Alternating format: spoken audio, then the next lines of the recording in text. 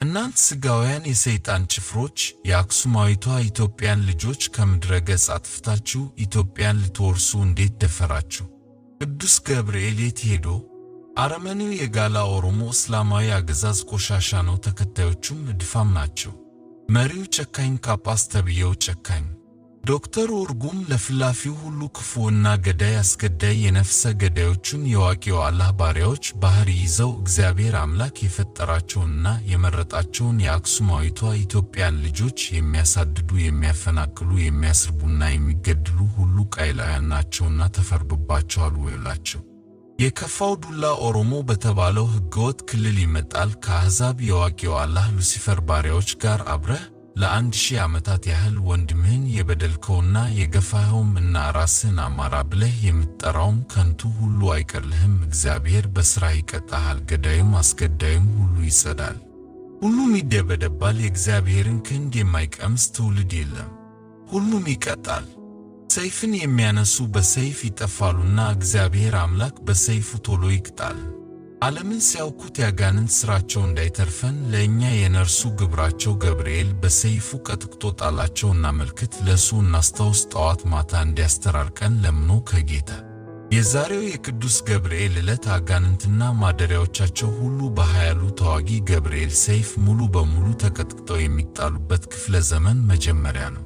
ጦርነቱ መንፈሳዊ ነው። ቅዱሳኑም ታቦተ ጽዮንም ውጊያ ላይ ናቸው። ይህም ከአክሱም ጽዮን ጋር የተያያዘ ነው። ሞኙንና አልነቃባይ የሆነውን ሕዝባችንን እንደ ጨቅላ ቆጥረው ከተጠያቂነት ለማምለጥ የተለያዩ ከንቱ አጀንዳዎችን በመስጠትና ስልታቸውንም እየቀያየሩ በማታለል ላይ ያሉትን የዳግማዊ ምኒልክ የብሔር ብሔረሰብን ጣዖታዊ ርዕዮተ ዓለም አምላኪ የሆኑትን ከሃዲዎች ሁሉ ከነብሰራኑ እና እስማኤላውያን ሞግዚቶቻቸው ጋር ኃያሉ መልአክ ቅዱስ ገብርኤል በሰይፉ ቀጥቅጦ ይጣላቸው። ወዮላቸው!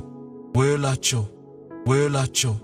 አንደኛ ወደ ጢሞቴዎስ ምዕራፍ 5:8 ነገር ግን ለእርሱ ስለሆኑት ይልቁንም ስለ ቤተሰቦቹ የማያስብ ማንም ቢሆን ሃይማኖትን የካደ ከማያምንም ሰው ይልቅ የሚከፋ ነው። ወደ ሮሜ ሰዎች ምዕራፍ 2:21-22 እንግዲህ አንተ ሌላውን የምታስተምር ራስህን አታስተምርምን? አትስረቅ ብለህ የምትሰብክ ትሰርቃለህን? አታመንዝር የምትል ታመነዝራለህን? ጣዖትን የምትጸየፍ ቤተ መቅደስን ትዘርፋለህን?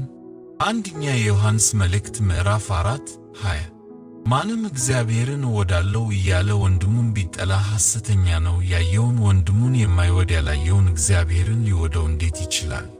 የማቴዎስ ወንጌል ምዕራፍ 7:21-23 በሰማያት ያለውን የአባቴን ፍቃድ የሚያደርግ እንጂ ጌታ ሆይ የሚለኝ ሁሉ መንግሥተ ሰማያት የሚገባ አይደለም። የዚያን ጊዜም ከቶ አላውቋችሁም እናንተ ዓመፀኞች ከእኔ ራቁ ብዬ እመሰክርባችኋለሁ። የያዕቆብ መልእክት ምዕራፍ 1:22-23 ቃሉን የምታደርጉ ሁኑ እንጂ ራሳችሁን እያሳታችሁ የምትሰሙ ብቻ አትሁኑ። ቃሉን የሚሰማ የማያደርገውም ቢኖር የተፈጥሮ ፊቱን በመስተዋት የሚያይን ሰው ይመስላል። ማቴዎስ ምዕራፍ 23:27-28 እናንተ ግብዞች ጻፎችና ፈሪሳውያን በውጭ አምረው የሚታዩ በውስጡ ግን የሙታን አጥንት ርኩሰትም ሁሉ የተሞሉ በኖራ የተለሰኑ መቃብሮችን ስለምትመስሉ ወዮላችሁ። እንዲሁ እናንተ ደግሞ በውጭ ለሰው እንደ ጻድቃን ትታያላችሁ፣ በውስጣችሁ ግን ግብዝነትና ዓመፀኝነት ሞልቶባችኋል።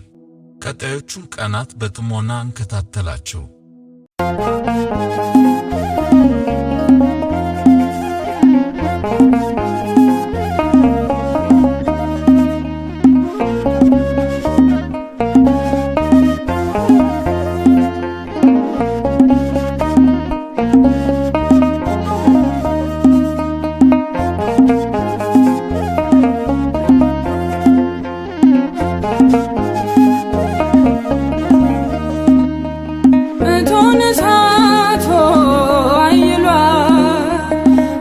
Kare